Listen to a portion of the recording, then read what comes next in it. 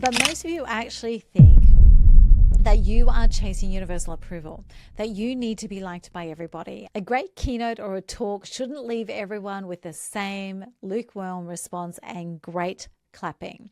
Instead, if you land something well enough when you're speaking, it should polarize enough to magnetize. So if you want to actually have impact with your audience, you're going to have to learn how to bell curve them, and you are going to have to be brave enough to do it.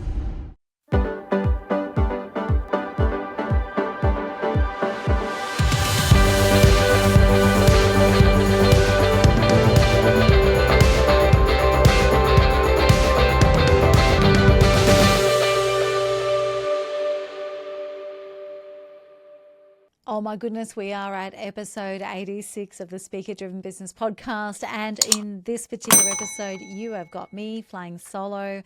And I wanted to speak into something that I feel as though is almost on repeat at the moment. And actually, I'm starting to wonder whether I'm using that sentence on repeat.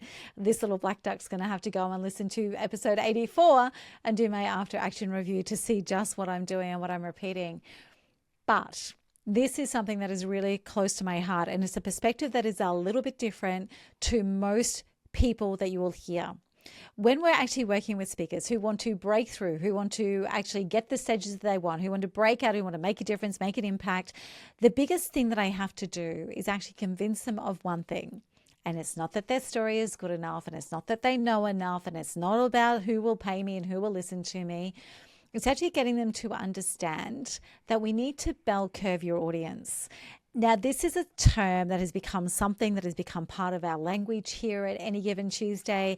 And it's something that I actually really want you to understand. Because what I actually see when it comes to a bell curve, when it's all about speaking, and for those of you who don't know what a bell curve is, please do go and Google it.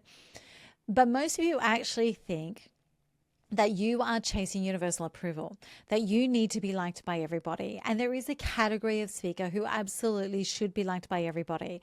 And this is usually a futurist. To be really blunt with you, it's usually the futurist who is speaking to possibility and what's coming, and sometimes it's a bit scary and sometimes it's a bit wonderful. But they are the only people who should be aiming to be liked by everybody. So when it comes to chasing universal approval, what that means is when it comes to the bell curve, you're actually putting yourself smack bang in the middle of it is where you're aiming for. Because you're aiming for universal approval, you're going for the middle of the road where everybody is and everybody is liked. But when you aim for the middle of the road and you aim for being liked by everybody universally, you actually flatten yourself into what I call the beige zone. So the middle of the bell curve is literally the beige zone. And this is what I want you to think about. We don't want you to bell curve yourself. We want you to bell curve your audience. A great keynote or a talk shouldn't leave everyone with the same lukewarm response and great clapping. Instead, if you land something well enough when you're speaking, it should polarize enough to magnetize. And what I mean by that is you should actually have your speech landing in such a way that 10 to 15% of your audience are rushing the room towards you and can't wait to get to you.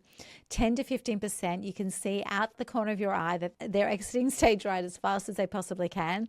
And there's a few reasons for that. One is just they've actually got to go and pick the kids up from school. Amazing how much it's not about us, isn't it? The second is that actually you're just not that kind of person. They think you're a bit of a lunatic, and that's okay. Just let them go. And the third type is actually you've actually hit something so close to home that they need to get away to process it, or they need to get away to keep running away from it. But if you design your keynote for you to be in the bell curve instead of your audience, you're actually going to end up in the danger zone. But if you design your keynote to bell curve your audience, you are going to create raving fans, casual likers, and the people who can't stand you, guaranteed. But this is exactly how influence and resonance work. You know, we're being brought up on the mantra at the moment, find your tribe, find your vibe, all that sort of stuff. And yet when we step onto a stage, we think we actually have to be all things to all tribes. And it just doesn't work, right? And this is actually about influence psychology. People pay more attention when they feel strongly about something, whether it's positive or negative. We don't want to be necessarily and unnecessarily disruptive, I quite often say to people, our job as we open a speech is to surprise and delight. It is not to shock and horrify, right? And we're going to tap into neuroscience here, because it's about, and I'm not going to unpack the neuroscience in this episode, but I want you to understand that neuroscience is behind this, because the brain will encode emotionally charged moments far more deeply than neutral ones. So if you want to actually have impact with your audience, you're going to have to learn how to bell curve them, and you are going to have to be brave enough to do it. You are going to have to get out of putting yourself in the middle of the bell curve and putting most of your audience in the middle of the bell curve. Right now, as I said before, what we're looking for is we want something that'll land that 10 to 15% are raving fans. They resonate instantly. These are the ones who become clients, buyers, advocates, and they are in your world whether you want them there or not. Then we want around 70 to 80% of the audience absolutely engaged and really respectful. And how you can gauge this is you'll walk past and they'll stop what they're doing and they'll turn and look at you and say, hey, loved your presentation, loved your talk. They'll remember you and they'll like you, but they won't necessarily chase you, and they definitely won't hunt you down. And then the other 10 to 15% at the other end of the bell curve, these are the non-buyers, these are the critics. As I said, they don't get you, they don't agree with you, they actively dislike something about you, or even sometimes it's just about your style. But whatever it is, they're the ones that are running out that back door as you finish. What happens is the win actually, what I want you to realize is that the win actually happens when you create both ends, because without the detractors, you don't get the superfans. We actually need to polarize, right? And I've mentioned it 3 times already. We need to polarize. We need to actually have this incredibly emotional response to what we do. Now, what happens when we actually set ourselves up, like most people do at the start of their career, to be ourselves, putting ourselves in the middle of the bell curve instead of the audience, is we actually water ourselves down in our effort to please everyone. And actually right now we're going through an exercise and we're using AI to help with some of our positioning and getting a bit sharper across one of our programs. What's really interesting is that whichever platform we're using, whether it's ChatGPT or Claude or Copilot, whatever it might be, is it can only take it so far. Because the very nature of how machine learning is built is that it will not polarize. It actually goes to the middle of the bell curve. Right? And so it will water you down. So if you are using it to position you, if you are using it to write your speeches, if you are using it to write your content, then you are putting yourself in the bell curve instead of the audience. When you understand that we should be bell curving the audience to really land something, then you actually focus on finding and feeding your superfans. You know, it's one of the most important things to understand is that cult and iconic brands, for example, and massive events and politicians who win, they don't focus on trying to convert the unconvertible.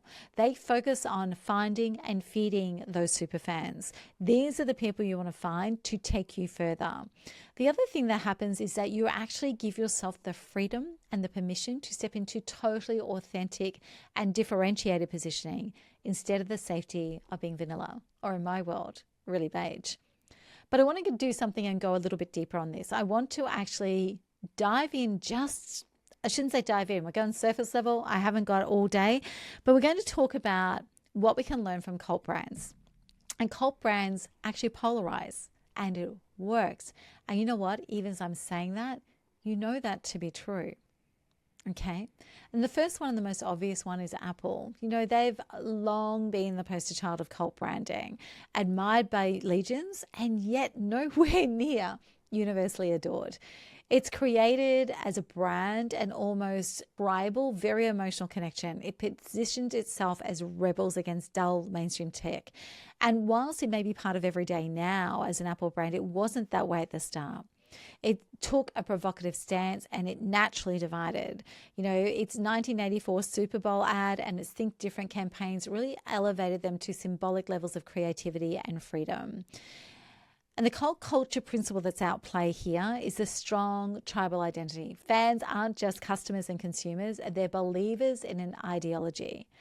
Apple completely polarized the market in order to magnetize their raving fans. And we can learn so much about this. What they do, what all cult brands do, they don't aim to be universally loved. Instead, they ignite their superfan base, 10 to 15% of the global audience, people who actually come to see the brand as an extension of themselves. They accept and actually sometimes even cultivate the 10 to 15% of critics or non-consumers. This indifference or aversion actually reinforces their exclusivity. And they delighted the rest enough to become casual fans who respect the brand and perhaps share its appeal and who actually use their products. They didn't try to convert everyone. And that is the bell curve personified. Polarization is not a bug, it's the feature. Much closer to home here in Australia, we've got a couple of examples that come to mind. One is Alame. It's a fashion label. I absolutely love them. And they are a sustainable fashion brand rooted deeply in eco values and craftsmanship. They stand out by rejecting fast fashion norms, and they do actually polarize their customers, right? They do polarize their consumers, and they've done it. It's been a deliberate move. And the other one is Bondi Sands, which is a tanning brand born out of Melbourne, not Sydney. But they've gone global, and they're loved, absolutely loved by some for its viral Coachella campaign. So they went very deliberately to Coachella, and everything about them is Instagram worthy, right? And yet they are actually further alienating the entire part of the population that will critique tanning culture itself.